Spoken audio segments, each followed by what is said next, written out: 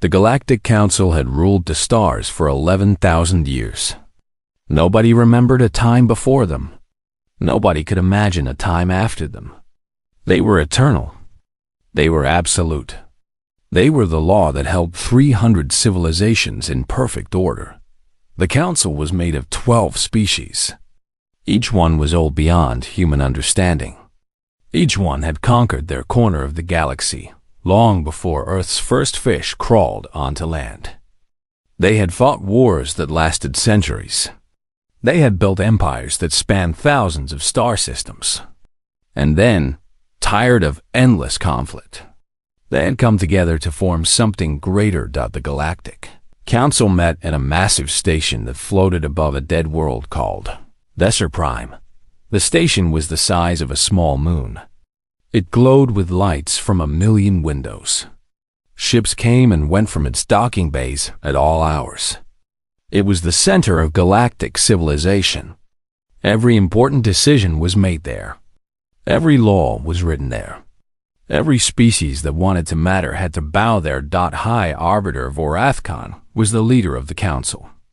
He belonged to the Zalari Dominion, a species of tall, thin beings with gray skin and 4 eyes. The Zalari had been part of the council since its founding.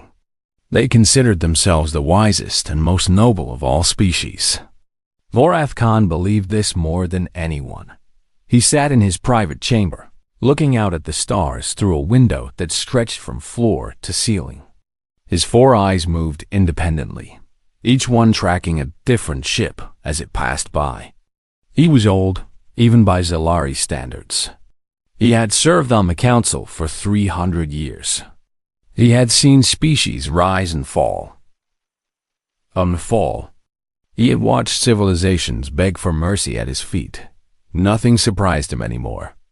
Nothing impressed him. The galaxy was a machine, and he was the one who kept it running. A soft chime sounded. His aide, a young Zalari named Kethril, entered the chamber and bowed low. "High Arbiter," Kethril said, "we have detected something unusual." Vorathkon did not turn from the window. "Define unusual." "A ship, High Arbiter. It appeared at the edge of council space approximately 2 hours ago. It is using a form of faster-than-light travel we have not seen before." This made Vorathkon's eyes focus. All 4 of them turned to look at his aide. "Explain." Kethril pulled up a holographic display. It showed a small ship, barely larger than a council shuttle. It was made of metal and ceramic. Its design was crude, functional, ugly, by council standards. "The ship identifies itself as the ES Prometheus," Kethril said. "It comes from a planet called Earth, a small world in the outer spiral arm. We have records of this planet in our archives. It was surveyed approximately 12,000 years ago and deemed unsuitable for contact. Why? The dominant species was primitive. They had not yet developed agriculture. The survey team recommended waiting until they reached a suitable level of advancement." Kethril paused. "It appears they have advanced faster than predicted." Vorathkon studied the image of the ship. It was so small, so fragile. He could see the welding marks on its hull. He could see the primitive thrusters on its back. This was not a ship built by a great civilization. This was a ship built by children playing with tools they barely understood. "How fast is their FTL drive?" he asked. "Approximately 1/10 the speed of our standard vessels." Vorathkon made a sound that might have been a laugh. "So they have crawled out of their cradle and stumbled into our space. How amusing. What are your orders, High Arbiter?" Vorathkon thought for a moment. New species were always a delicate matter. Some could be useful. Some could be dangerous. Most were simply absorbed. They became vassals of the council. They provided resources, labor, soldiers. In exchange, they were allowed to exist. "Bring them here," Vorathkon said. "Let us see what these humans have to offer." The S Prometheus received the summons 3 hours later. Captain David Chun read the message on the bridge, his face carefully neutral. Around him, his crew of 40 worked at their stations, pretending not to watch him. The message was short. It was not a request. It was a command. "They want us to dock at their station," Chun said. "They say they want to discuss our integration into their council." His first officer, Commander Sarah Park, moved to stand beside him. "Integration doesn't sound voluntary." "No, it doesn't." Chun had expected this. They all had. Humanity had known about the council for a long time. Longer than anyone outside the highest levels of government knew. And humanity had prepared for this moment. The Prometheus was not what it appeared to be. "Send word to Earth," Chun said quietly. "Tell them we've made contact. Tell them. The council is exactly what we expected." Park nodded and moved to the communication station. The message would take time to reach Earth through the hidden relay network. But it would get there. And then humanity would know that their 60 years of preparation had not been wasted. The Prometheus docked at Desser Station 8 hours later. Captain Chun and a small delegation were escorted through massive corridors by armed guards. The guards were not Zelari. They were Kreth-massive, four-armed creatures with skin like stone. They did not speak.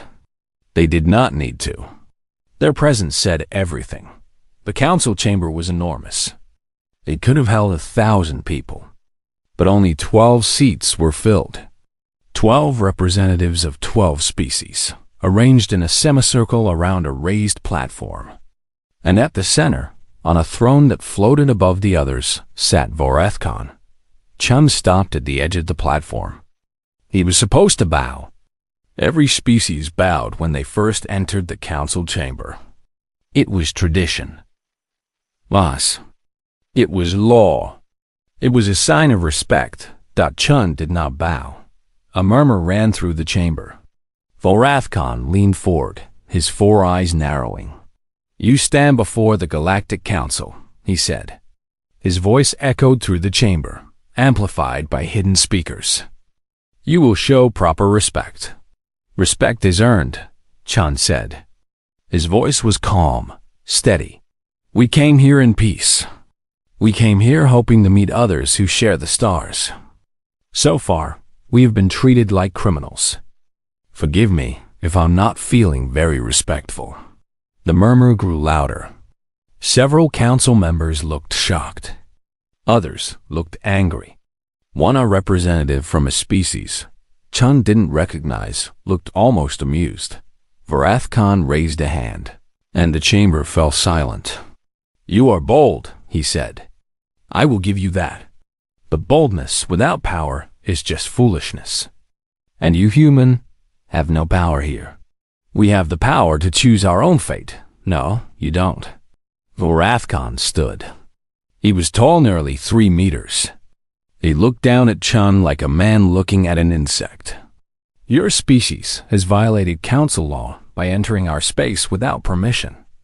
You have used technology that was not approved by council engineers.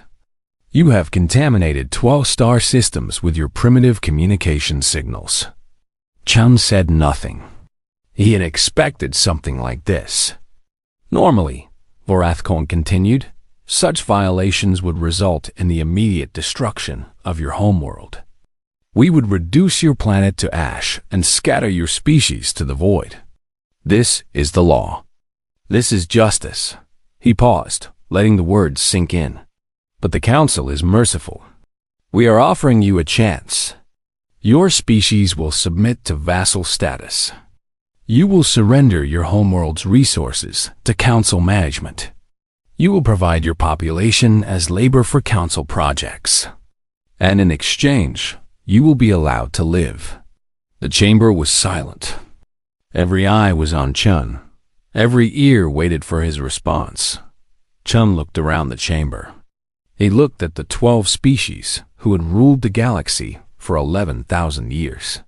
He looked at their ancient faces, their cold eyes, their absolute certainty that they were in control. And then he smiled. "No, he said. Varath Khan blinked. All four eyes blinked at once, which would have been funny under different circumstances.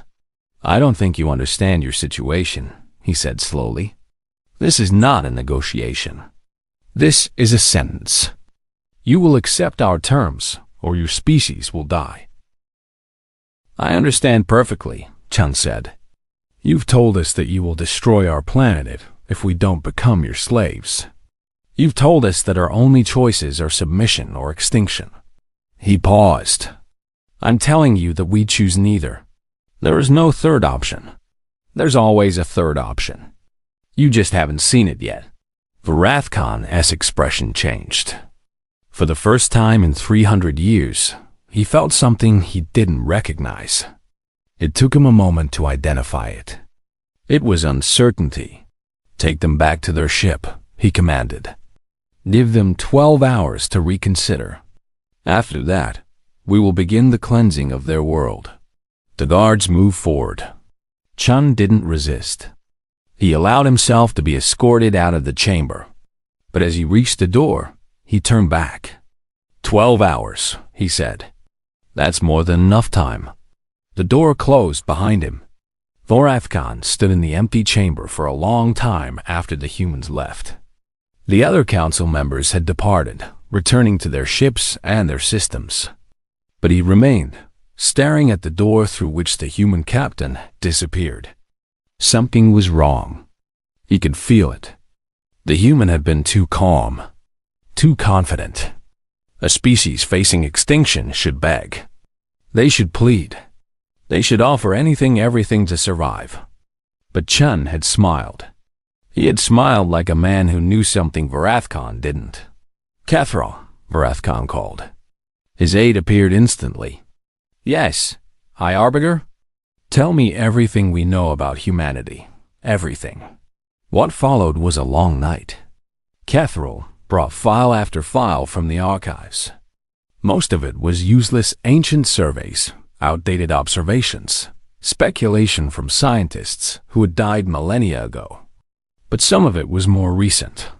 Humanity had been transmitting radio signals into space for over a century. The Council had intercepted many of them. At first, they had seemed harmless entertainment, news, fragments of culture. The Council had not bothered to translate most of them. But now Varath Khan ordered a full analysis. What he found disturbed him. The humans had spent their entire history at war. They had fought each other across every continent of their planet. They had developed weapons of incredible destruction, weapons that could level cities, weapons that could poison the land for generations, weapons that could split atoms themselves. And they had used them. On themselves. What kind of species destroys itself? Varath Khan muttered. Perhaps they are simply primitive, Kethral suggested. Many young species go through violent phases before. No. Varath Khan cut him off. Look at this. They developed atomic weapons. They used them in war. And then they kept building more.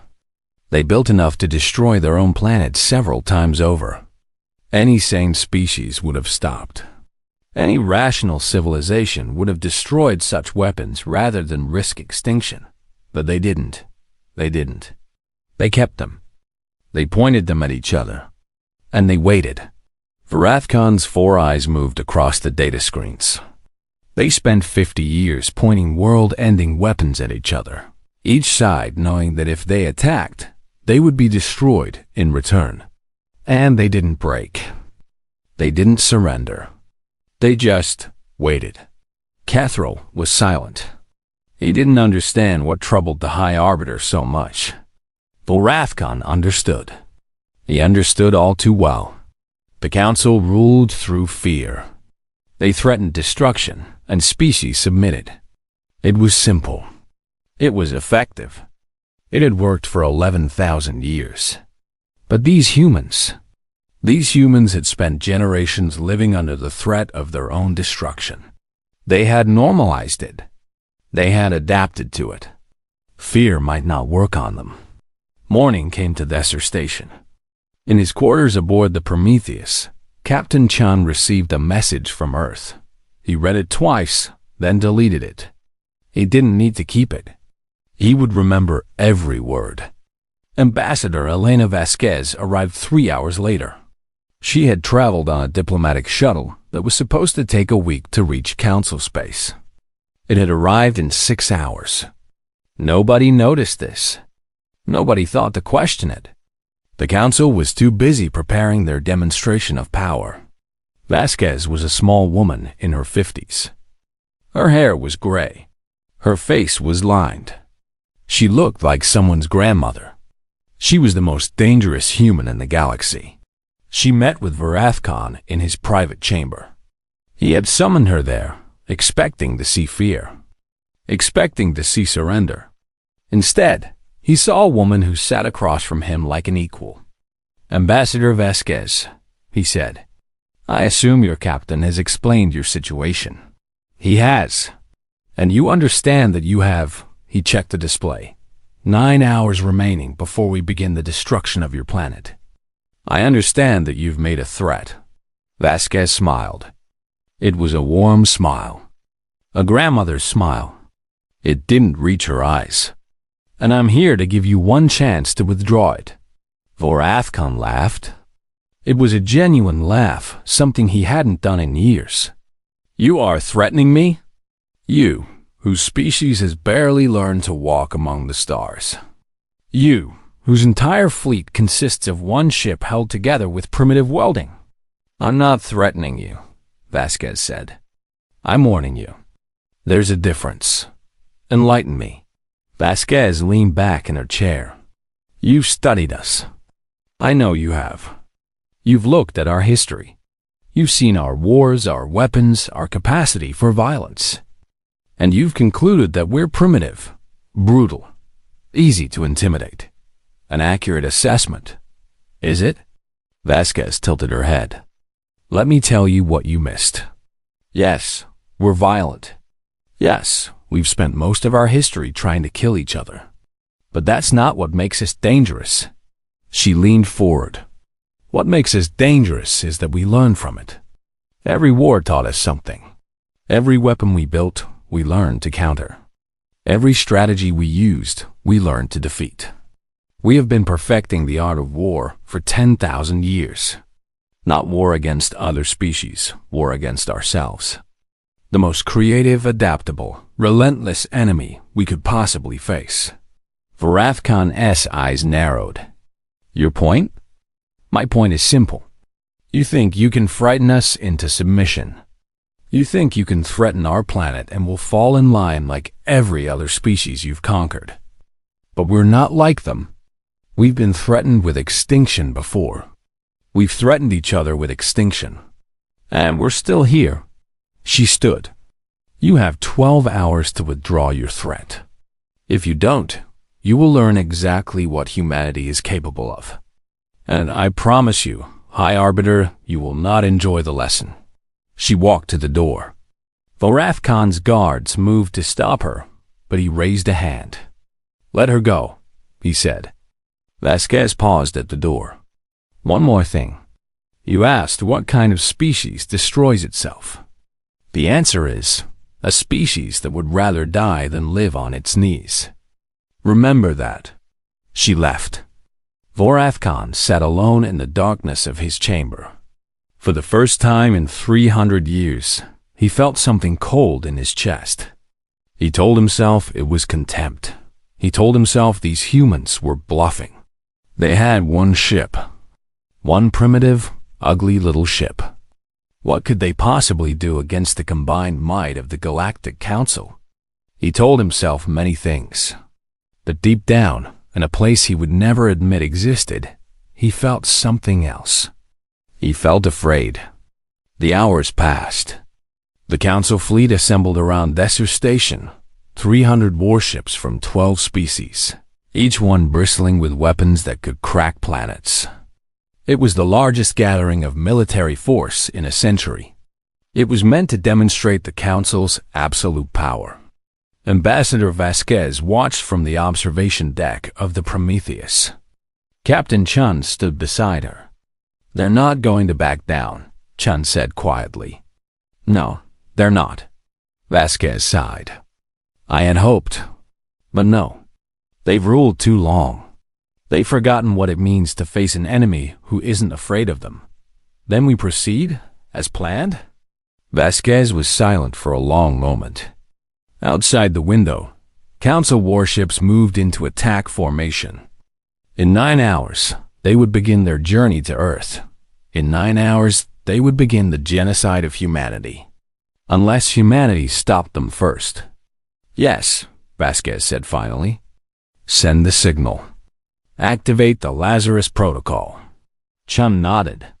He moved to the communication station and entered a code that only 12 people in the galaxy knew. The signal traveled through hidden relays, bouncing across the galaxy at speeds the Council thought impossible. It reached Earth in seconds. It reached other places to places the Council didn't know existed. 60 years of preparation. 60 years of watching, waiting, building. 60 years of pretending to be primitive while becoming something else entirely. The universe was about to learn what humanity could really do. And the Galactic Council had exactly 9 hours left to exist. The signal reached Earth in 4 seconds.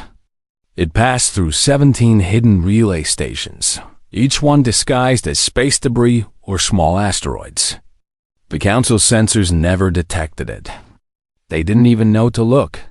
Deep beneath the Swiss Alps, in a facility that officially did not exist, General Marcus Webb received the message. He was an old man with white hair and steady hands. He had spent his entire career preparing for this moment. Part of him had hoped it would never come, but it had come. And now humanity would respond. Confirm Lazarus Protocol authorization. He said that the computer screen in front of him displayed a simple question. Proceed with Lazarus Protocol? Why hasn't no Webb thought about his grandchildren? He thought about the blue skies of Earth. He thought about everything humanity had built over thousands of years. The art, the music, the science, the dreams. All of it was under threat now. All of it could be destroyed if he didn't act. He pressed yes. Across the planet, things began to happen. In Nevada, a mountain that had been closed to the public for 50 years suddenly opened. Deep inside, engines that had been silent for decades roared to life. Ships, real ships, not the primitive decoy called Prometheus, rose into the dark tunnels and prepared to launch. In the Pacific Ocean, something massive stirred beneath the waves. It was the size of a city. It had been waiting there for 40 years, growing, building, preparing. Now it received its orders and began to move. In orbit around Saturn. Hidden among the rings, a fleet of 300 vessels powered up their systems. They were small by Council standards, each one barely larger than a Council shuttle. But they carried weapons the Council had never seen. Weapons humanity had invented specifically for this day. And scattered throughout Council space itself. In asteroid fields and abandoned moons and the dark spaces between stars. Thousands of devices woke from their long sleep. They had been placed there over decades by human ships that came and went without ever being noticed. They had been waiting for this signal. Now they were ready. General Webb watched as status reports flooded his screen. Green lights appeared one after another. Every asset was online. Every weapon was armed. Every soldier was ready. 60 years of preparation. 60 years of secrets. And now, in the span of a few hours, humanity would either secure its place among the stars or be wiped from existence. There was no middle ground. There never had been. Webb picked up a phone that connected directly to the Secretary General of the United Nations. Ma'am, he said, Lazarus is active. We're ready on your command. On the other end of the line, Secretary General Amara Okonkwo closed her eyes. She was sitting in a bunker beneath New York City, surrounded by the leaders of every major nation on Earth. They had all gathered here when the message from the Prometheus arrived. They had all known what would happen next. How long do we have? She asked. The Council fleet will reach Earth in approximately 47 hours if they launch on schedule. But our assets in Council space can begin operations immediately. And the civilian population? Evacuation to deep shelters is already underway. We estimate 60% coverage within the next 6 hours. Okonkwo nodded. It wasn't enough. It would never be enough if the Council actually reached Earth. Their weapons could crack the planet open like an egg. No shelter would save them then, which meant the Council fleet could never reach Earth. She looked around the room. Presidents, prime ministers, chancellors, the most powerful people on the planet. And all of them were looking at her, waiting for her decision. Begin the operation, she said. The order traveled at the speed of light. Within seconds, humanity's hidden military machine began to move. Admiral Chen Wei stood on the bridge of the ESV Vengeance. It was humanity's largest warship, a vessel nearly 2 kilometers long, bristling with weapons that would give Council engineers nightmares. It had been built in secret over 30 years, hidden in a hollowed-out asteroid beyond Neptune's orbit. Now it led a fleet of 300 ships toward Council space. Time to target? She asked. 4 hours to the first objective, her tactical officer replied. 4 hours. Chen Wei remembered when she was a young officer, when she first learned the truth about humanity's situation. She had been angry then. Angry that the government had kept such secrets. Angry that humanity had spent so much on weapons instead of exploration. But she understood now. She understood that the galaxy was not a friendly place. It was a jungle where the strong devoured the weak. Humanity had 2 choices, become strong or become prey. They had chosen to become strong. Status of the infiltration teams? She asked. All teams in position. Awaiting your command. Chen Wei nodded. Throughout Council space, small groups of humans waited in hidden locations. Some had been there for years, posing as traders or refugees. Some had arrived just weeks ago, slipping past Council security with forged credentials. All of them were trained for one purpose, to cause maximum chaos at the right moment. Send the signal, Chen Wei said. Begin Phase 1. Phase 1 was simple in concept but devastating in execution. Across 12 star systems, Council infrastructure began to fail. It started small. Communication relays went offline. Navigation beacons sent wrong signals. Cargo ships arrived at empty stations or crashed into asteroids that weren't supposed to be there. Then it got worse. Power stations exploded. Defense satellites turned on each other. Military databases were corrupted by viruses that had been planted years ago. Waiting for this moment, on Nesser Station, High Arbiter Vorathkon was awakened by alarms. What is happening? He demanded. His aide Kethro was pale with fear. We don't know, High Arbiter. Systems are failing across the sector. The Third Fleet reports their navigation is offline. The Kreth homeworld has lost all orbital defenses. We're receiving distress calls from an explosion rocked the station. The lights flickered. That was the primary power core, Kethro said, his voice trembling. Someone sabotaged it. Vorathkon's 4 eyes went wide. He finally understood. He finally saw what the humans have been planning. They were never primitive, he whispered. It was all a deception. The Prometheus, the slow ship, the crude technology. It had all been a show, a performance designed to make the Council underestimate humanity. And it had worked. The Council had looked at humanity and seen children playing with toys. They had not seen the wolf hiding behind the mask. Get me the Council, Vorathkon shouted. Emergency session, now. But it was already too late. In the space around Nesser Station, Council warships scrambled to respond to the crisis. 300 vessels tried to coordinate their defense against an enemy. They couldn't see. Then they saw the enemy. The first wave of human missiles came out of nowhere. They had been hidden in Council space for years, disguised as debris or asteroids. Now, they accelerated toward the Council fleet at speeds that shouldn't have been possible. Council commanders barely had time to recognize the threat before the missile struck. Each missile carried a small amount of antimatter technology the Council believed humans didn't possess. When they hit their targets, they released energy equivalent to small nuclear bombs. Council ships, designed to withstand conventional weapons, were torn apart in seconds.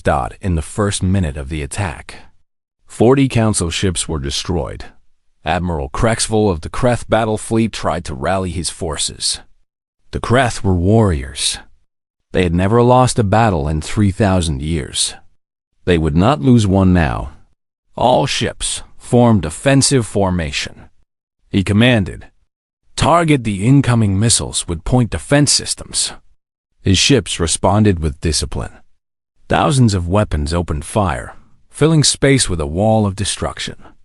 Many of the human missiles were destroyed before they reached their targets, but not all of them. And the missiles kept coming. Where are they coming from? Crexville demanded. "Everywhere, Admiral," his tactical officer replied. "They're coming from everywhere." It was true. The missiles weren't launching from a single location. They were emerging from hiding places scattered across the entire sector. Some had been there for decades. Others had been placed just weeks ago. The humans had turned Council space itself into a weapon. Crexville watched in disbelief as his fleet was torn apart. Ships that had conquered worlds were being destroyed by an enemy that refused to show itself. It was like fighting ghosts. Then the ghosts appeared. The human fleet emerged from faster than light, traveled directly in the middle of the Council formation. 300 ships, led by the massive Vengeance, materialized without warning. Council sensors hadn't detected their approach. Council intelligence had said humans couldn't travel that fast. Council strategists had calculated that humanity was decades away from being a serious threat. Council strategists had been wrong. Admiral Chen Wei smiled grimly as her fleet opened fire. "Target their flagships first. Cut off their command structure." The Vengeance's main weapons were something new, something humanity had developed in the hidden laboratories beneath the Pacific Ocean. They called them disruptors. They fired beams of energy that didn't just damage ships. They tore apart the molecular bonds that held matter together. The first disruptor beam hit a Council battleship. The ship didn't explode. It didn't burn. It simply came apart. Its hull dissolved like sugar in water. Its crew had exactly 3 seconds to realize what was happening before they ceased to exist. The Council fleet broke. Discipline, training, 3,000 years of military tradition. None of it mattered against weapons that could unmake matter itself. Ships fled in all directions, desperate to escape the nightmare that humanity had brought to their doorstep. Some made it. Most did not. On Lesser Station, Varathkon watched the destruction through his window. His fleet, the fleet that was supposed to destroy Earth, was being annihilated. And there was nothing he could do. "High Arbiter," Kethral said. "The other Council members are demanding to speak with you." Varathkon didn't respond. He couldn't take his eyes off the battle outside. He had seen many things in his 300 years. He had seen wars, rebellions, extinctions, but he had never seen anything like this. The humans weren't just winning. They were being methodical. They were being efficient. They were dismantling the Council's military with the precision of surgeons removing a tumor. This wasn't warfare. This was surgery. How? Varathkon whispered. How did they do this? He understood now, too late, what he had missed. The humans hadn't stumbled into Council space by accident. They had been watching the Council for years, perhaps decades. They had studied Council technology. They had analyzed Council tactics. They had found every weakness, every blind spot, every vulnerability. And they had built their entire military around exploiting those weaknesses. The Prometheus had been bait. Its crude appearance, its slow speed, its obvious vulnerability, all of it had been designed to make the Council feel superior, to make them arrogant, to make them lower their guard. And the Council had fallen for it completely. "Contact the human fleet," Wrath Khan said suddenly. Cathrall stared at him. "High Arbiter? Contact them. Tell them we want to negotiate." Cathrall hurried to obey. A few minutes later, Ambassador Vasquez's face appeared on the screen. She looked exactly as she had hours ago, calm, collected, completely in control. "High Arbiter," she said. "I see you've reconsidered our position. What do you want?" Wrath Khan demanded. "Name your terms. We'll agree to anything. Just stop the attack." Vasquez was silent for a moment. When she spoke, her voice was soft, almost sad. "You threatened our planet," she said. "You threatened to destroy our homeworld, to kill 8 billion people, to wipe our entire species from existence." She paused. "Did you really think there would be no consequences?" "We were bluffing. We never intended to actually. We don't know that. We can't know that. And we can't take that risk." Vasquez leaned forward. "You made us an enemy, High Arbiter. You showed us that the Council would rather destroy us than accept us as equals. That means we can never be safe as long as the Council exists." Varadkar felt cold. "What are you saying?" "I'm saying it's too late for negotiations. You had your chance. 12 hours ago, I offered you peace. You laughed at me.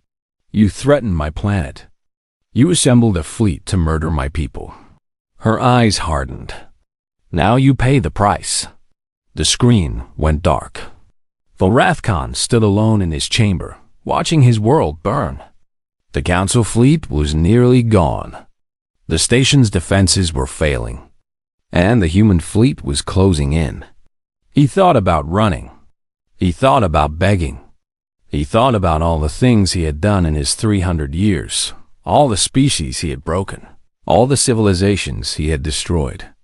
The humans were simply doing to him what he had done to so many others. In a way, it was justice. The final assault began at midnight, station time. Human ships surrounded Desert Station, cutting off any hope of escape. Boarding teams prepared to breach the hull. The end was coming, and everyone knew it. But it wasn't the warships that destroyed the Council. It wasn't missiles or disruptors or boarding teams. It was something smaller, something that had been planted years ago and never discovered. Deep in the station's core, in the chamber where the main reactor hummed with power, a small device activated. It was no bigger than a human fist. It had been placed there by a human spy who had been working on the station for 12 years, waiting for this moment. The device contained antimatter. Not much, just a few grams. But when it detonated, it released more energy than 1,000 nuclear bombs. The explosion was visible from orbit. The station, the center of galactic civilization for 11,000 years, was vaporized in less than a second. High Arbiter Varadkar, along with the entire Council leadership, ceased to exist. Admiral Chun Wei watched from the bridge of the Vengeance. She felt no satisfaction, no triumph, only the grim knowledge that what was done was necessary. "Station destroyed," her tactical officer reported. "No survivors." Chun Wei nodded. "Status of the Council fleet?" "Approximately 80% destroyed or disabled. Remaining vessels are retreating. Let them go. They'll spread the word about what happened here." And that was the point. This wasn't just about destroying the Council. It was about sending a message. A message that would reach every corner of the galaxy. A message that every species would understand. Earth was not to be threatened. Humanity was not to be underestimated. and anyone who tried to harm them would face consequences beyond imagination. Chen Wei turned to her communications officer. "Open a channel to Ambassador Vasquez." Vasquez's face appeared on the screen. She was still on the Prometheus, which had been moved to a safe distance before the battle began. She looked tired. She looked old. But she also looked satisfied. "It's done," Chen Wei said. "The council is destroyed. I know." Vasquez closed her eyes briefly. "And now the real work begins." Chen Wei understood. Destroying the council was the easy part. What came next would be much harder. Somewhere out there, 300 civilizations were waking up to a galaxy without rulers. Some would be grateful. Some would be terrified. Some would see opportunity in the chaos. Humanity had just appended 11,000 years of galactic order. Now they had to build something new, something better, or they would become exactly what they had destroyed. "Shall I give the order to stand down?" Chen Wei asked. "Not yet." Vasquez opened her eyes. "We still have work to do. The council is gone, but their systems remain. Their weapons remain. Their loyal followers remain. You want to keep fighting? I want to make sure this can never happen again." Vasquez's voice was hard. "I want every species in the galaxy to understand that the old way is over. There will be no more empires. No more vassals. No more threats of extinction. From now on, we deal with each other as equals or not at all." Chen Wei nodded slowly. It was a noble goal. Whether it was achievable remained to be seen, but they had made a good start. In the space where Thessa Station had once stood, debris floated silently in the void. The heart of an empire, reduced to atoms. And around it, the ships of humanity stood watch, ready to defend their home against any threat. The galaxy had changed forever, and humanity was just getting started. The news spread through the galaxy like fire through dry grass. The council was gone. Thessa Station was destroyed. The most powerful military force in known space had been wiped out in less than an hour by a species that nobody had taken seriously. On 1,000 worlds, beings of every shape and size stared at their screens in disbelief. The council had been eternal. The council had been invincible. The council had crushed every rebellion, broken every resistance, absorbed every species that dared to challenge them. And now they were gone. Captain Yuki Tanaka stood on the bridge of the ESV Nemesis, watching the chaos unfold. Her ship was one of the smaller vessels in humanity's fleet, a fast attack craft designed for hit-and-run operations.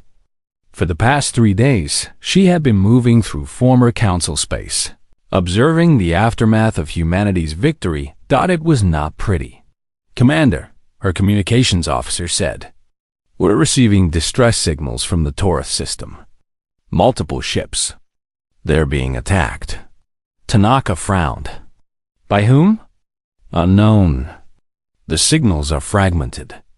But it sounds like pirates, ma'am." Of course. Tanaka should have expected this. The council had been brutal and oppressive, but they'd also maintained order. Their fleets had patrolled trade routes. Their stations had provided safe harbor. Their laws had protected the weak when it suited them. Now the council was gone, and all that protection had vanished with them. The predators were emerging from hiding. "Set course for the Taurus system," Tanaka ordered. "Maximum speed." The Nemesis jumped into faster-than-light travel. The stars stretched into lines and then disappeared, entirely as the ship crossed the vast distances of space in minutes instead of months. They arrived to find a massacre in progress. 3 large ships, heavily armed and bearing no identification, were attacking a convoy of cargo vessels. The cargo ships had no weapons. They had no defenses. They were fish being eaten by sharks. Tanaka didn't hesitate.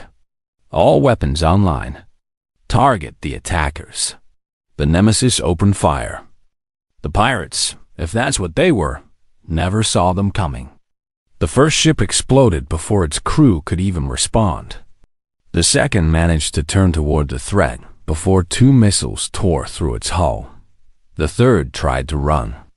It didn't get far. Targets destroyed, the tactical officer reported. The convoy is hailing us. Tanaka nodded. On screen, a face appeared strange by human standards, with blue skin and large black eyes. The being was trembling with what Tanaka recognized as fear. "Please," it said. "Please don't kill us. We have no weapons. We're just traitors." Calm down," Tanaka said gently. "We're not here to hurt you. We're from Earth. We came to help." The alien Tanaka thought it might be a Volrani, a minor species that had been vassals of the Council for centuries, stared at her in confusion. "From Earth? The humans? But you destroyed the Council." "Yes, and now you're helping us?" Tanaka smiled slightly. "That's the plan. Are your ships damaged? Do you need assistance?" The Volrani seemed unable to process this. In its experience, the powerful didn't help the weak. The strong took what they wanted, and the weak survived by staying out of their way. The idea that someone might use their power to protect others was completely foreign. Yes, 2 of our ships have damaged engines. We cannot reach our destination without repairs. We'll escort you," Tanaka said. "My engineers can help with your repairs. Just follow us." The convoy made it to port safely 3 hours later. The Volrani traders were still confused, still waiting for the humans to reveal their true intentions. When Tanaka left without asking for anything in return, they didn't know what to think, but they remembered. And they told others. The Nemesis was not the only human ship doing this kind of work. Throughout former Council space, human vessels were moving quietly, responding to distress calls, intercepting pirates, helping those in need. It wasn't charity. It was strategy. Ambassador Vasquez had understood something important. You couldn't build a new galactic order with weapons alone. You needed trust. You needed goodwill. You needed species to see humanity as protectors, not just destroyers. So while the main fleet secured critical locations and dealt with remaining Council loyalists, smaller ships like the Nemesis spread out to do the slow, unglamorous work of winning hearts and minds. On the planet Threshold, home to the Kreth warriors who had served as the Council's enforcers, a very different scene was unfolding. General Vorntak stood in the ruins of his capital building. Around him, fires still burned. The human bombardment had been precise, targeted only at military installations, government buildings, and weapons factories. Civilian areas had been left untouched. It was almost insulting. The humans could have destroyed everything. They could have wiped out the entire Kreth species the way the Kreth had wiped out so many others. Instead, they had carefully removed the Kreth's ability to fight while leaving their population alive. It was a message, and Vorntak understood it perfectly. "General," one of his aides said, "the humans are requesting communication." Vorntak nodded heavily. He was a warrior. He had fought in 100 battles. He had never surrendered in his life. But this was not a battle he could win. The screen flickered to life, showing a human woman with gray hair and kind eyes. "Ambassador Vasquez." "General Vorntak," she said. "I hope you're willing to talk. Do I have a choice?" "Yes, you always have a choice. You can refuse to speak with me. You can try to rebuild your military and fight us again. You can spend the next century nursing your hatred." Vasquez paused. "Or you can accept that the universe has changed and try to find a place in the new order." Vorntak was silent for a long moment. "You destroyed us. You humiliated us. And now you want us to... what? Forgive you? No, I want you to understand why it happened. Vasquez leaned forward. Your people served the council for 3,000 years. You enforced their will. You crushed rebellions. You broke species that tried to resist. She paused. Did you think there would be no consequences for that? We were following orders. And now you're not. The council is gone. Their orders are meaningless. The question is, what will you do now? Will you become what you've always been, warriors who serve whoever is strongest? Or will you try to be something more? Vorntak felt something stir in his chest. It took him a moment to recognize it. It was hope. What are you offering? A chance, Vasquez said. Your people are warriors. That doesn't have to change. But instead of fighting to oppress others, you could fight to protect them. The galaxy is in chaos right now. Pirates, warlords, opportunists, they're all trying to fill the void the council left behind. Someone needs to stop them. You want us to be your soldiers. No, I want you to be partners, allies, equals. Vasquez smiled slightly. I know that's hard to believe. The council never treated anyone as equals. But we're not the council. We don't want subjects or vassals. We want friends. Vorntak considered this. His entire life, he had known only one way: the strong ruled and the weak obeyed. The idea of a galaxy where species cooperated as equals seemed like a dream, a fantasy. But maybe it was a dream worth fighting for. I will speak with my people, he said finally. No promises, but I will speak with them. That's all I ask. The communication ended. Vorntak stood alone in the ruins of his world, thinking about the future for the first time in his long life. Back on Earth, Secretary General Okonkwo was dealing with the less glamorous aspects of their victory. The war was over, but the work was just beginning. Humanity had destroyed the council in a matter of hours, but building a replacement would take years, maybe decades. And in the meantime, they had to manage the chaos. The Zilari remnants are regrouping in the Outer Arm, General Webb reported. They've gathered about 30 ships. Not enough to threaten us directly, but enough to cause problems. Okonkwo nodded. And the other council species? Mixed response. The Kreth seem open to negotiation. The Tholani have declared neutrality. The Vex have gone silent. We're not sure what they're planning. Webb pulled up a star map. The real problem is the minor species. There are over 200 civilizations that were vassals of the council. Most of them have no functioning government now. They're vulnerable, and everyone knows it. Yes, Okonkwo studied the map. 200 civilizations. Billions of beings. All of them suddenly without protection, without leadership, without hope. Humanity had taken responsibility for this. When they destroyed the council, they had accepted responsibility for what came after. They couldn't just walk away now. We need to send more ships, she said. Peacekeeping forces. Not to conquer, to protect. Anyone who wants our help gets it. Anyone who doesn't, we leave alone. That will stretch our resources thin. Then we recruit. Okonkwo turned to face Webb. The Kreth aren't the only species with military tradition. There are others out there who might want to help. Find them. Talk to them. Build a coalition. Webb looked skeptical. You want to arm former council vassals? I want to give them the chance to defend themselves. And each other. Okonkwo sat down heavily in her chair.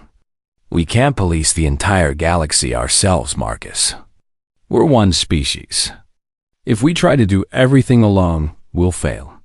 Or worse, we'll become what we destroyed. Webb nodded slowly. He understood the danger.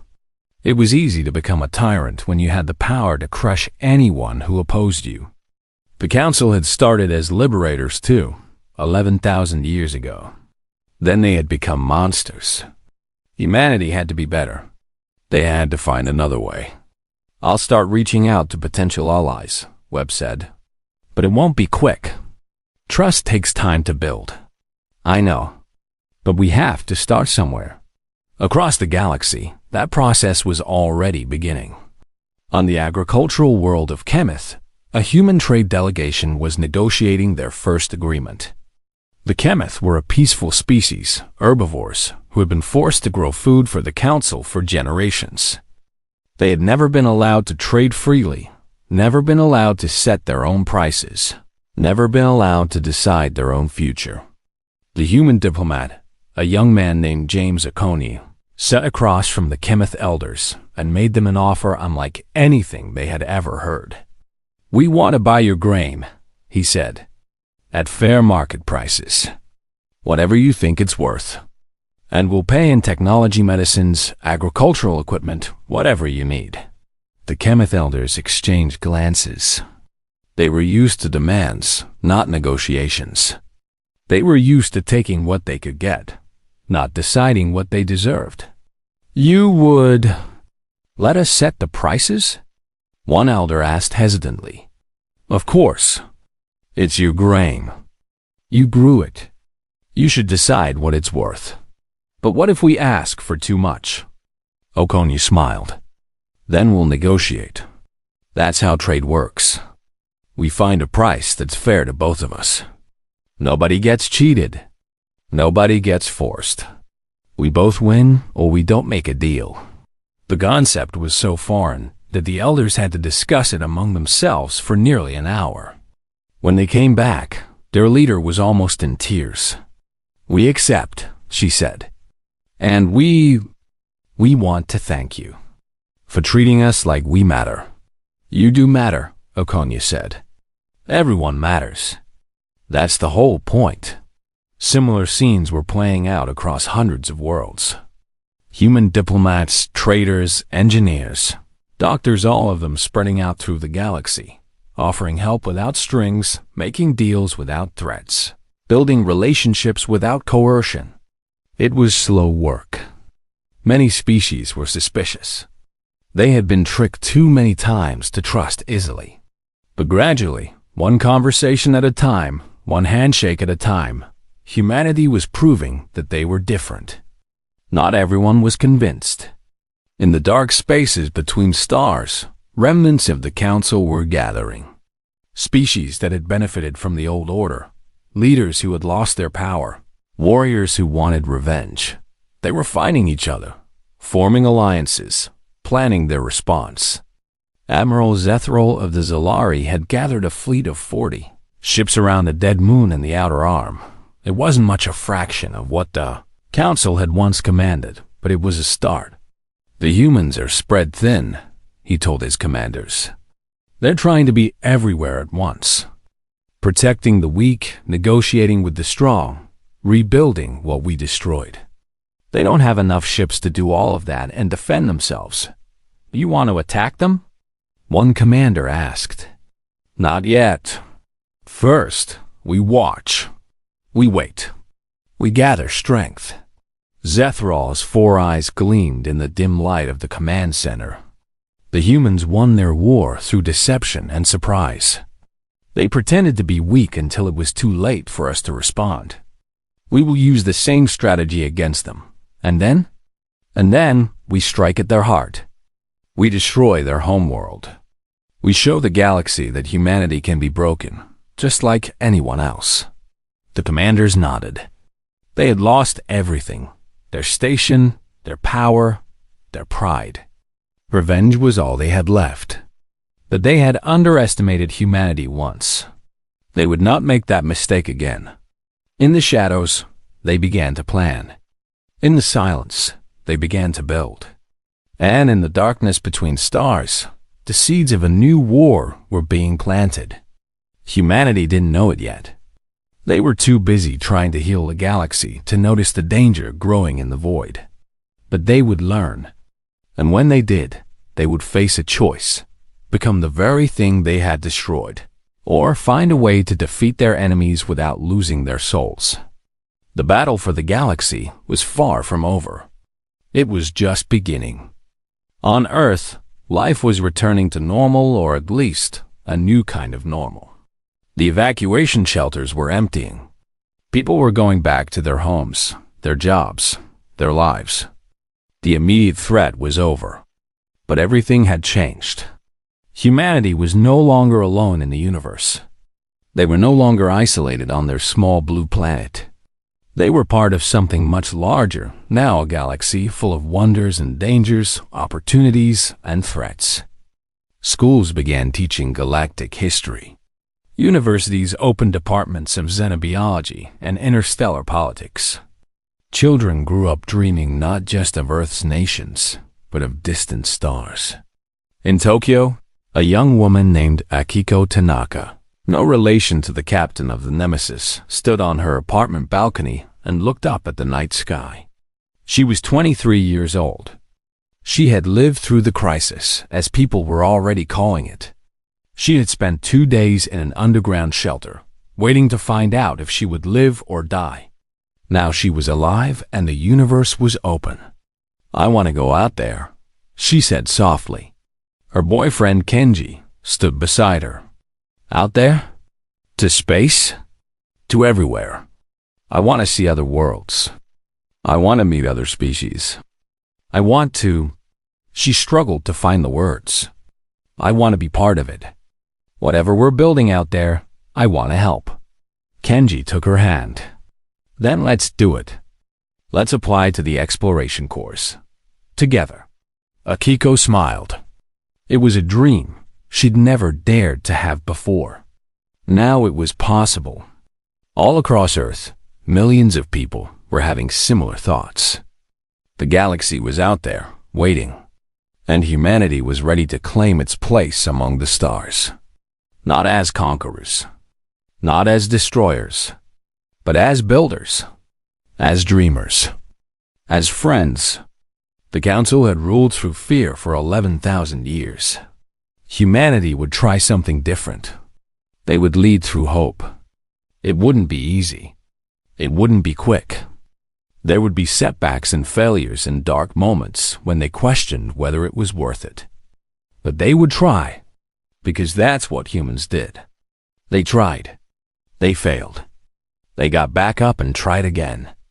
And sometimes, just sometimes, they succeeded. The stars were waiting. Humanity was coming. And the galaxy would never be the same. 6 months had passed since the fall of the Council. The galaxy was changing. Slowly, painfully, but unmistakably changing. Ambassador Elena Vasquez stood in the conference room of humanity's new diplomatic station, watching delegates from 30 different species file into the chamber. Some walked on 2 legs, like humans. Some floated on cushions of air. Some crawled, some slithered. Some moved in ways that defied description. All of them were here for the same reason, to talk about the future. "Representatives of the Free World's Assembly," Vasquez began, "thank you for coming. 6 months ago, we destroyed an empire that had ruled for 11,000 years. Today, we begin the work of building something better." The delegates murmured among themselves. Some were skeptical. Others were hopeful. All of them were uncertain. A tall insectoid being raised one of its 4 arms. This was Representative Chixnall of the Montari Collective, a species that had been oppressed by the Council for centuries. "Ambassador Vasquez," Chixnall said, its voice clicking and buzzing. "My people are grateful for what humanity has done. We lived as slaves for generations. Now we are free. But we must ask, what does humanity want in return?" It was the question everyone was thinking. Nobody did anything for free. There was always a price. Vasquez smiled. She had expected this. "What we want is simple. We want peace. We want trade. We want the chance to explore the galaxy, to learn from other species, to share what we know. We don't want subjects or servants. We want partners." "Pretty words," another delegate said. This was Krenvok of the Zalari, or what remained of them. His species had been the leaders of the Council. Now, they were scattered and broken, their homeworld occupied by human peacekeepers. The Council said similar things when they rose to power. And look what they became. You're right, Vasquez said calmly. The Council started with good intentions. They became monsters because nobody held them accountable. Nobody had the power to stop them when they went too far. She looked around the room. We want to create something different. A system where no single species, including humanity, has absolute power. Where everyone has a voice. Where everyone has a vote. The chamber fell silent. This was revolutionary. The Council had never allowed lesser species to have any say in galactic affairs. The idea that humanity would voluntarily share power was almost unbelievable. You would give us equal standing? Chixnall asked. Even though you have the most powerful military in the galaxy? Yes. Why? Vasquez thought carefully before answering. This was the moment that would define humanity's relationship with the galaxy for generations to come. Because power without accountability corrupts everyone who holds it, she said. We've seen it in our own history, again and again. Leaders who started as liberators became tyrants. Nations that fought for freedom became oppressors. The only way to prevent it is to build systems that limit power, that spread it among many hands instead of concentrating it in one. She stood and walked to the window. Outside, ships from a dozen species moved through the station's docking bays. It was a symbol of what they were trying to build, a galaxy where different species worked together instead of against each other. We could rule you, Vasquez continued. We have the weapons. We have the ships. We could become exactly what the Council was. But we choose not to. We choose to trust that if we treat you as equals, you will treat us the same way. We choose to believe that cooperation is better than domination. She turned back to face the delegates. Maybe we're wrong. Maybe you'll betray us. Maybe this whole experiment will fail. But we have to try. Because the alternative, becoming what we destroyed, is not acceptable to us. The chamber was silent for a long moment. Then, slowly, Chixnall began to make a sound of rhythmic clicking that Vasquez recognized as the Mantari equivalent of applause. Others joined in, using whatever gestures their species used to show approval. Not everyone participated. Krenvok sat in stony silence, his eyes cold with hatred. Others looked uncertain, unconvinced. But the majority seemed willing to give humanity a chance. It was a start. While diplomats talked, soldiers kept working. Captain Yuki Tanaka's ship, the Nemesis, had been patrolling the outer rim for 3 months. It was dangerous work. The collapse of the Council had created a power vacuum, and all sorts of predators were rushing to fill it. Today, they were investigating a distress signal from a mining colony on a distant moon. Anything on sensors? Tanaka asked. Her tactical officer, Lieutenant Chan, studied his display. The colony is intact, but I'm detecting weapons fire. Ground-based. Someone's attacking them. How many hostiles? Hard to say. Maybe 50. They're using Council-era equipment outdated, but still dangerous. Tanaka nodded. The attackers were probably scavengers beings who had served the Council's military and now had no employment except violence. There were thousands of them scattered across the galaxy, taking what they could from whoever was too weak to stop them. Take us in. Launch drop pods on my command. The Nemesis descended through the moon's thin atmosphere.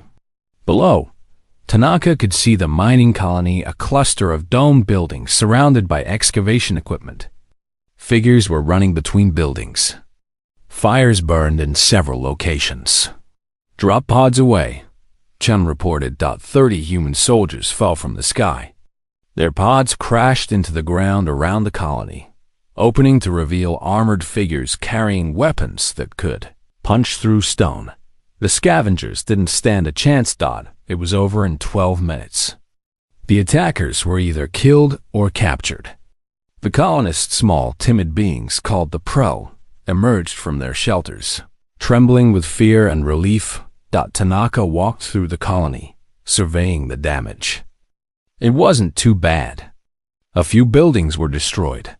Some equipment was damaged. Nothing that couldn't be repaired. A Prel elder approached her, going so low that his head nearly touched the ground. "Please," he said, "we have nothing left. They took everything. We cannot pay you for your help." Tanaka knelt down to meet his eyes. "We don't want payment." "Then what do you want?" "Our labor? Our children? We will give you anything. Just please, don't hurt us." It broke Tanaka's heart to see such fear.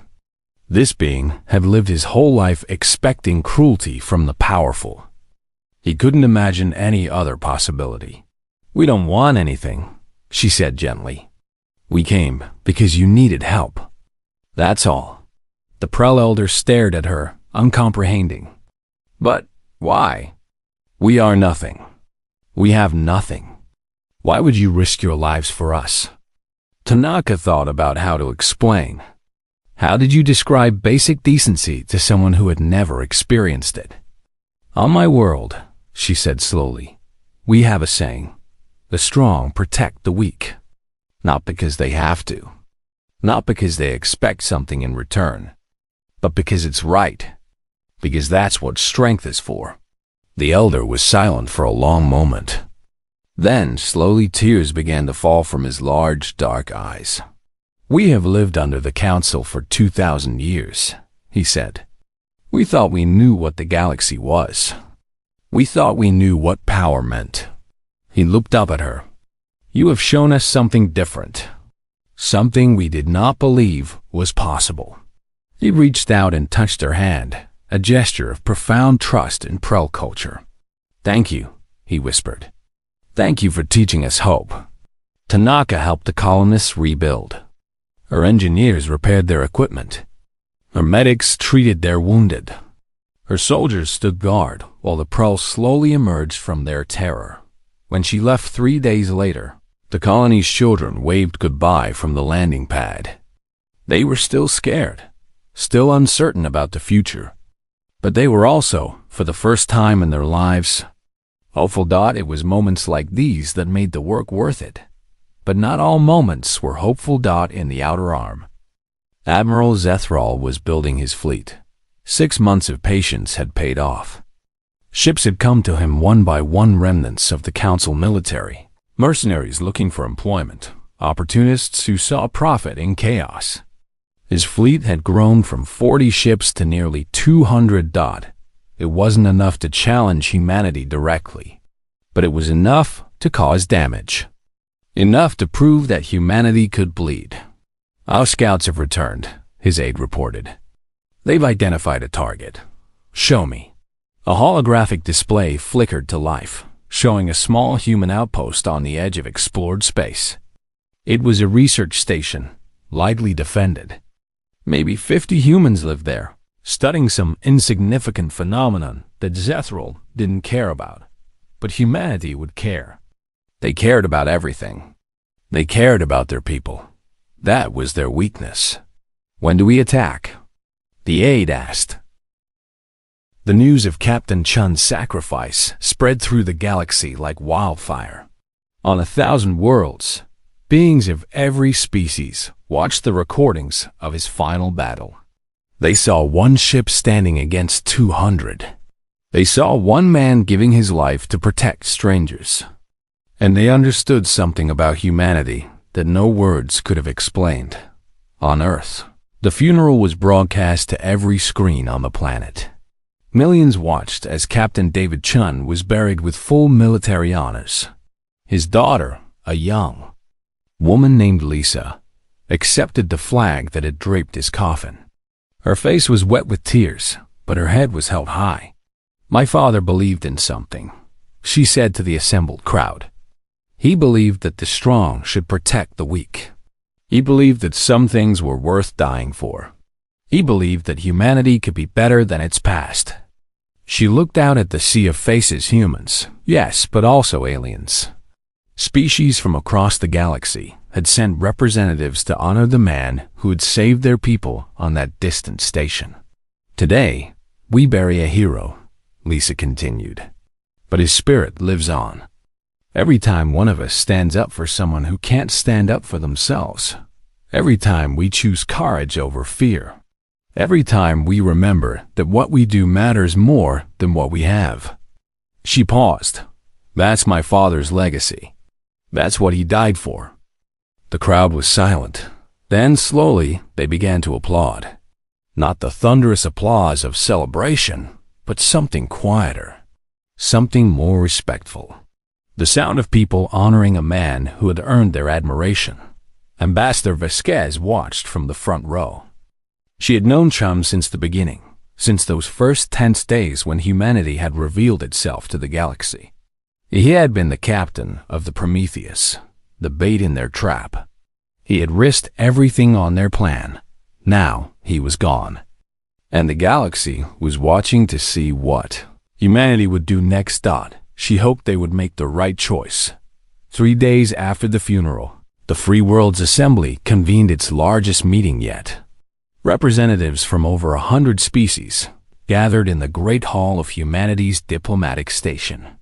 The chamber buzzed with conversation in dozens of languages, all translated by the sophisticated systems that humanity had shared freely with anyone who wanted them. Vasquez took her place at the podium. The room fell silent. My friends, she began, we have spent 6 months building something new. A galaxy where cooperation replaces domination. Where voices are heard instead of silenced. Where the strong protect the weak instead of exploiting them. She paused, looking around the room. She saw faces she recognized, allies who had stood with humanity from the beginning. She saw faces she didn't know, species who had only recently joined the assembly, still uncertain about this strange new order, and she saw faces that were openly hostile. The Zilari delegation, representatives from other council species who still dreamed of the old ways. 3 days ago, Vasquez continued, Captain David Chun gave his life to protect a research station.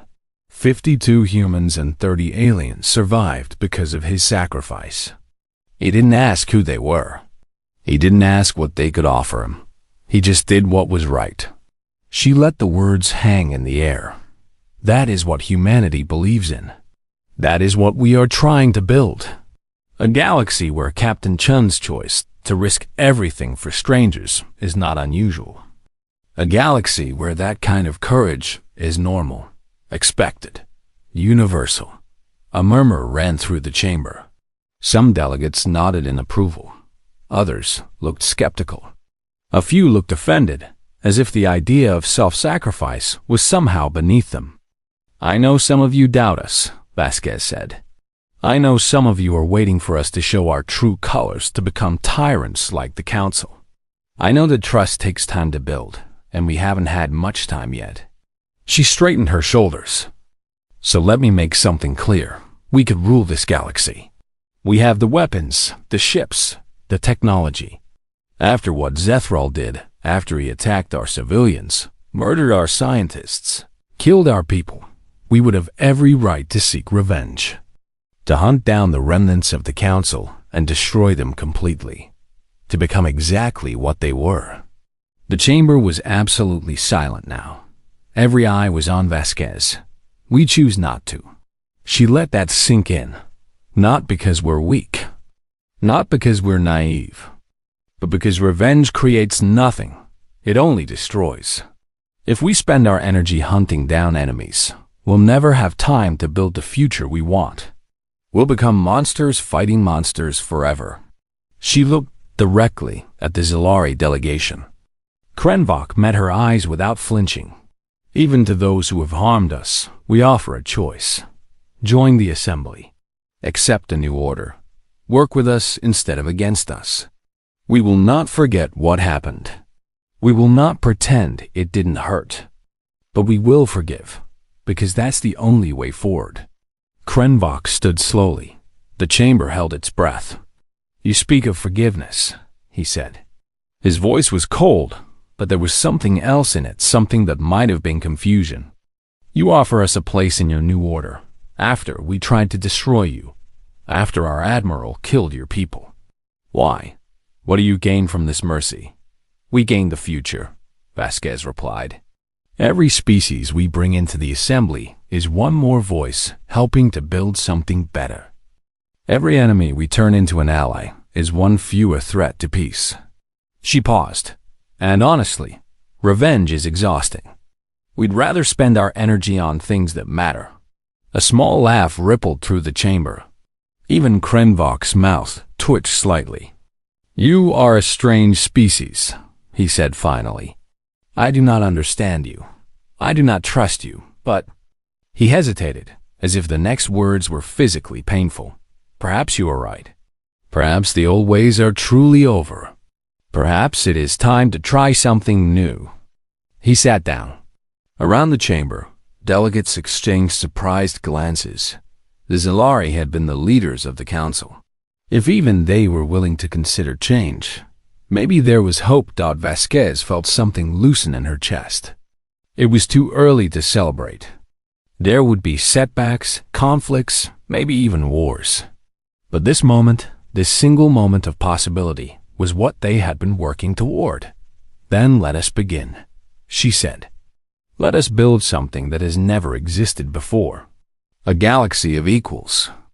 A galaxy of friends. A galaxy where no species has to fear extinction because they dared to dream of something better. The applause that followed was thunderous. 1 year later, the galaxy was almost unrecognizable. The Free World's assembly had grown from 100 species to over 200. Trade routes that had been controlled by the council were now open to everyone. Technology that had been hoarded was being shared. Species that had been isolated for centuries were meeting each other for the first time. On the planet Velran, the blue-skinned traders, who had been saved by Captain Tanaka, were thriving. Their merchant fleet had grown from a handful of ships to nearly 1,000. They had become one of the galaxy's most successful trading species, not through conquest, but through fair dealing and hard work. The Velrani elder who had first met Tanaka stood on a hillside overlooking her planet's capital city. Beside her was her granddaughter, a young female who had been born into freedom. Tell me again about the humans, the granddaughter said. The elder smiled. When I was your age, we lived in fear. The council took whatever they wanted. We had no voice, no power, no hope. Then the humans came, and they saved us. They did more than save us. They showed us that another way was possible, that the strong could protect the weak, that species could work together instead of fighting. The elder looked out at her city that had grown and flourished in just 1 year of freedom. They gave us the chance to be what we were always meant to be. What's that? Free. On Threshkol, the Kreth warriors had found a new purpose. General Vorntak stood at the head of a formation of soldiers. But these were not the brutal enforcers of the council anymore. They wore a new uniform, a simple design with the emblem of the Free World's assembly on their shoulders. Soon. But first, we need to draw away their protectors. Zethral's 4 eyes gleamed. Send word to our allies in the Thelani system. Tell them to begin their uprising. When humanity rushes to respond, we will strike at their soft underbelly. And the civilians on the station? Zethral shrugged. Kill them all. Leave nothing alive. Make humanity understand that they cannot protect everyone. The plan was set in motion. 3 days later, the Thelani system erupted in violence.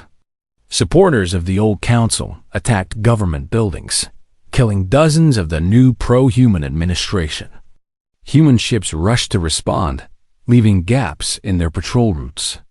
Gaps that Zethral's fleet slipped through. The ESS Horizon was a research station staffed by 52 humans and 30 alien researchers from 6 different species. They studied gravitational anomalies, strange ripples in space-time that might someday lead to faster travel between stars. Dr. Maria Santos, was leading the morning briefing when the alarm sounded. "Unknown ships approaching," her assistant shouted. "Multiple contacts. They're not responding to hails." Santos felt her blood run cold. The station had minimal defenses, a few point defense guns meant to deal with space debris, nothing more. They were scientists, not soldiers. "Get everyone to the emergency shelters," she ordered, "and send a distress signal. Maximum power. Someone has to hear us." The signal went out into the void, but the nearest human warship was 6 hours away. Whatever was coming, they would face it alone. Zethral's fleet surrounded the station like wolves circling prey. 200 ships, bristling with weapons, closing in on 50 defenseless researchers. "Open a channel," Zethral commanded. "I want them to know who kills them." His face appeared on every screen in the station. Dr. Santos recognized him immediately as Zilari, one of the Council species, one of humanity's enemies. "Humans," Zethral said. "You destroyed my people. You destroyed my world. Now I will destroy yours, one piece at a time. This station is just the beginning. We're civilians." Santos shouted back. "We're not soldiers. We're not a threat to anyone. You're human. That's enough." Zethral smiled coldly. "Tell your people what happens here today. Tell them that the Council remembers. Tell them that we are coming." The transmission ended. Outside the station's windows, the enemy ships powered up their weapons. Santos closed her eyes. She thought about her family back on Earth. She thought about the research they would never finish. She thought about all the things she would never see. "This is how it ends," she thought. "This is how we die." Then she heard a sound that made no sense. The tactical display previously showing only enemy ships suddenly showed something new. A single ship, dropping out of faster-than-light travel directly between the station and Zethral's fleet. It was the ESV Prometheus. The original Prometheus, the primitive decoy ship that had started everything. The ship that was supposed to be nothing more than a bluff. But 6 months of refits had transformed it. Its crude hull now bristled with human weapons. Its slow engines had been replaced with state-of-the-art propulsion. It was still one ship against 200, but it was enough to buy time. "This is Captain David Chun of the ESV Prometheus," a voice announced over an open channel. "To all vessels threatening this station, stand down immediately or be destroyed."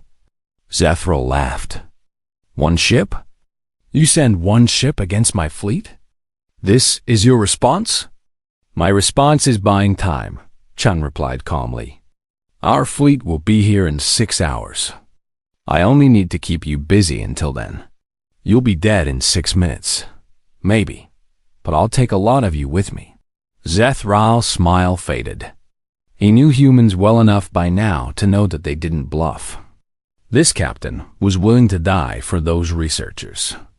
Willing to throw his life away just to delay the inevitable. It was insane. It was irrational. It was human. "All ships," Zethral commanded. "Destroy him." 200 ships opened fire on one. The Prometheus danced. There was no other word for it. The ship moved in ways that shouldn't have been possible, spinning, diving, accelerating in patterns that defied prediction. Captain Chun had been flying for 30 years. He had studied every combat tactic in human history. He had trained in simulators until his reflexes were perfect. Now he used everything he knew. The Prometheus's weapons fired continuously, not aiming to destroy, but to disrupt. Missiles forced enemy ships to evade. Energy beams targeted engines and sensors. Every shot was designed to slow the enemy down, to create chaos, to buy precious seconds. 1 minute passed, then 2, then 5. Ships fell, destroyed by the Prometheus's weapons or by collisions as they tried to avoid fire. Zethral's fleet was being worn down, one vessel at a time. But the damage was adding up. The Prometheus's hull was breached in a dozen places. Systems were failing. Crew members were dying. Hull integrity at 40%, Chen's first officer reported. Her voice was steady despite the blood running down her face. Weapons systems failing. We can't keep this up much longer. Chen checked the clock. 4 hours until the fleet arrived. They would never make it. But they had to try. All hands, this is the captain. Abandon ship. Get to the escape pods. That's an order. Sir, what about you? Someone has to keep flying. Someone has to keep them busy. Chen smiled grimly. Get going. That's an order. Escape pods launched from the Prometheus as Chen continued his desperate dance. One by one, his crew abandoned ship, heading toward the station where they might survive. Soon, Chen was alone. His ship was dying around him. Fires burned in the corridors. The air was growing thin. Half his weapons were gone. But he kept flying, kept fighting, kept buying time. Zethral watched from his flagship, equal parts angry and impressed. One human, one ship, against 200 enemies. And he was still fighting. It was magnificent. It was infuriating. It was everything the Council had failed to understand about humanity. They didn't give up. They didn't surrender. They fought until their last breath, and then they kept fighting. Sir, his aide said quietly, human reinforcements will arrive in 2 hours. 2 hours. Zethral looked at the burning wreck of the Prometheus, still somehow moving, still somehow fighting. At this rate, it might actually survive until then. He couldn't allow that. The whole point of this attack was to prove that humanity could be defeated. If one ship could hold off his entire fleet, that message would be lost. All ships, he commanded. Focus fire on the human vessel. Destroy it, now. Every weapon in the fleet turned toward the Prometheus. For a long moment, the universe seemed to hold its breath. Then they fired. Captain David Chun saw the wall of destruction coming toward him. He knew he couldn't dodge it. He knew he couldn't survive it. He thought about Earth. He thought about his daughter, who would never know how her father died. He thought about all the people on that station who would live because he had bought them time. It was worth it, he decided. It was all worth it. This is Captain Chun to anyone who can hear me, he said softly. Tell Earth we did our job. Tell them we didn't give up. The weapons struck. The Prometheus exploded in a ball of fire. And Captain David Chun, hero of humanity, died. But he had succeeded. His sacrifice had bought enough time. When Zethral tried to resume his attack on the station, scanners detected the approaching human fleet, not 6 hours away anymore, but 2. Word had spread. Ships had diverted from other patrol routes. Humanity was coming. Zethral had no choice but to retreat. The station survived. The researchers survived. And across the galaxy, news spread of what Captain Chun had done. 1 man, 1 ship, 200 enemies. And humanity had won. You have trained for 3 months, Vorntak told them. You have learned the laws of the Assembly. You have sworn to protect the innocent and defend the weak. Today, you become peacekeepers. The soldiers Kreth, humans, and a dozen other species stood at attention. They were the first graduates of the Assembly's new peacekeeping program, created to maintain order without oppression. The galaxy is changing, Vorntak continued. The old ways are dying. Some will try to bring them back. Pirates, warlords, remnants of the Council, they will test us. They will attack the helpless. They will try to prove that strength is only good for domination. He paused, looking at the soldiers before him. We will prove them wrong. We will show the galaxy that strength can protect. that warriors can defend instead of destroy. That the Kreth, once the most feared soldiers in the galaxy, can become its greatest guardians. The soldiers saluted. It was a gesture borrowed from humanity, a sign of respect that had spread throughout the assembly. Vorntak returned the salute. He had never imagined this life. He had spent centuries as a weapon of oppression. Now, in his final years, he would be something better. It was, he decided, a good way to end. In the space around Earth, a new station was being built. It was enormous, larger than Desser Station had ever been. But it was different in important ways. There was no throne at its center. No single species controlled it. It belonged to everyone. Ambassador Vasquez toured the construction site with delegates from a dozen worlds. They moved through corridors that were still being finished, past workers from every species imaginable. This will be the new assembly hall, she explained. Every species will have a seat here. Every voice will be heard. Decisions will be made by consensus, not decree. A Montari delegate clicked approval. It is remarkable. In all my years, I never imagined such a thing was possible. Neither did we, Vasquez admitted. When we first discovered the council, we were terrified. We thought the galaxy was a dark and dangerous place, full of predators waiting to destroy us. And now? Vasquez smiled. Now we know the truth. The galaxy is full of beings who want the same things we do: peace, security, the chance to build something meaningful. The council kept them afraid and divided. We're trying to bring them together. You are succeeding. We're starting. It will take generations to truly change the galaxy. We're planting seeds, not harvesting crops. Our children and grandchildren will see the full flower of what we're building. She paused, looking out a window at the vast construction project. But it's worth it. Every struggle, every setback, every sacrifice, it's all worth it. In the quiet spaces between stars, threats still lurked. Admiral Zethral had not given up. His fleet had been reduced by his failed attack on the research station, but he had rebuilt. Slowly, carefully, he had gathered ships and weapons. He had made alliances with other remnants of the Council species who refused to accept the new order. Now, a year after his humiliation, he was ready to strike again. We have identified the target, his aide reported. The new assembly station. It is not yet fully operational. Its defenses are incomplete.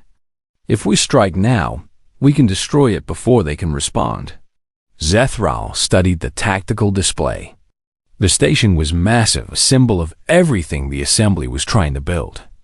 Destroying it would send a message that the old ways were not dead, that the Council could still strike fear into the galaxy. How many ships do they have defending it? He asked. Approximately 50. They have called for reinforcements, but the nearest fleet is 4 hours away. Zethral smiled. Then we attack now. All ships maximum speed. We destroy the station and leave before help arrives. His fleet, nearly 300 vessels, gathered from across the galaxy, jumped into faster-than-light travel. In 1 hour, they would reach Earth.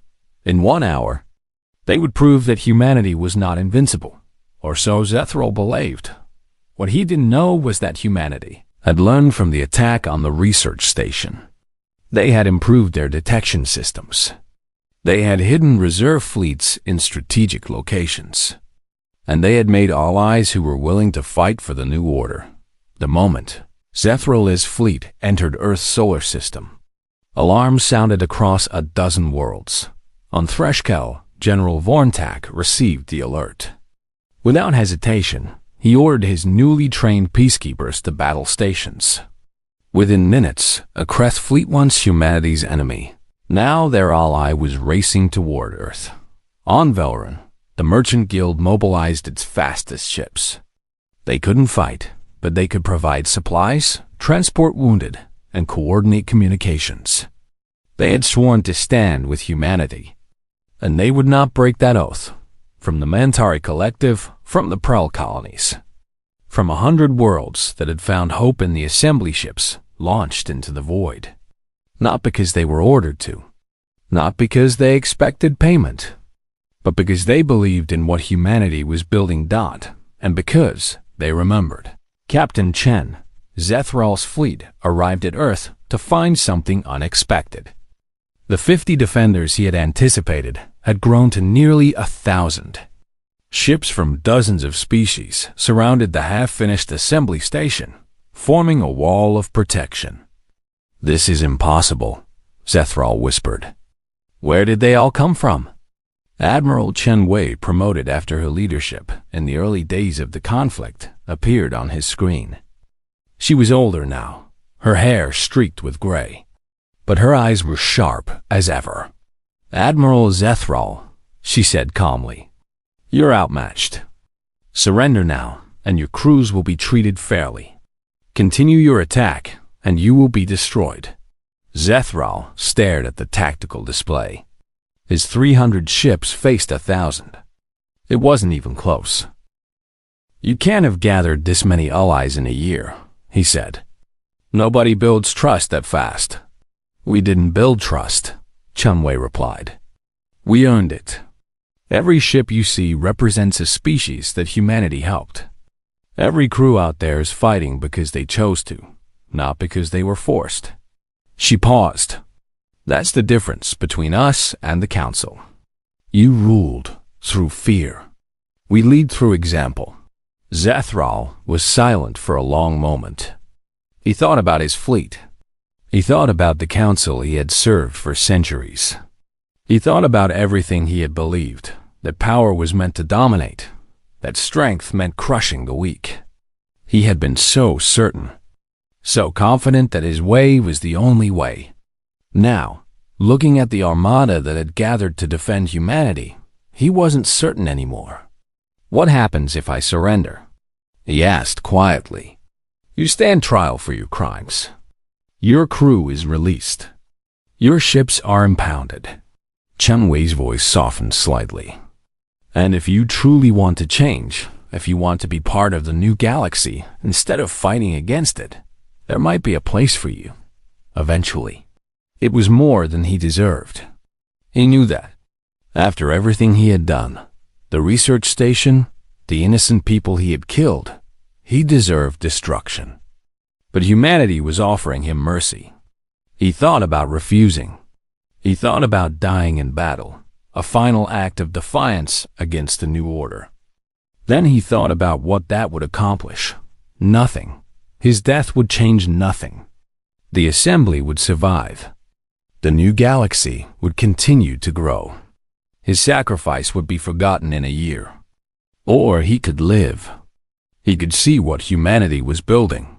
He could try, against every instinct he had, to understand why they chose cooperation over domination. "All ships," he said slowly, "stand down. Lower shields, surrender." His aides stared at him in disbelief. "Admiral, the war is over. We lost. Not today. We lost a year ago, when humanity showed the galaxy that another way was possible." Zethral slumped in his command chair. "I was too stubborn to see it. Now I see." The remnant fleet powered down their weapons. Human and allied ships moved in to take custody of them. The battle that could have killed thousands ended without a single shot fired. On the assembly station, Ambassador Vasquez watched the surrender with tears in her eyes. Not tears of victory, tears of relief. They had done it. They had built something strong enough to defend itself without becoming what they had destroyed. Beside her, Captain Tanaka smiled slightly. "Not bad for a year's work." "It's just the beginning," Vasquez replied. "We have so much more to do." "I know. But look at what we've accomplished." Tanaka gestured at the fleet outside. The ships from so many different species, all working together.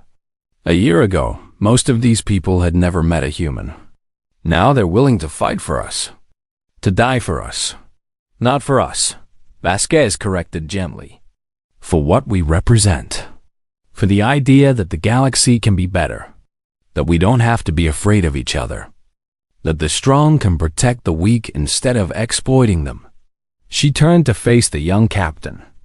Captain Chun understood that. He died for it. And today, we proved that his death meant something. Tanaka nodded slowly. So, what happens now? Vasquez looked out at the galaxy, millions of stars, billions of worlds, countless species all learning to work together. Now we keep building, keep hoping, keep proving that we're worth believing in. She smiled.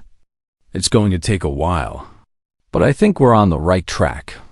Outside the window, the Allied fleet began to disperse. Ships from 100 worlds headed home, carrying stories of what they had seen, of the day the galaxy came together to defend a dream. The Council had ruled through fear for 11,000 years. Humanity would lead through hope, and the galaxy would never be the same. 1 year after the fall of the Council, the first session of the completed Galactic Assembly opened. Representatives from 200 species filled the Great Hall, their voices rising in 100 languages, all united in a single purpose. At the center of the chamber, carved in stone, were words that would guide the galaxy for generations to come. Words that captured everything humanity had fought for, everything Captain Chun had died for, everything the galaxy was trying to become.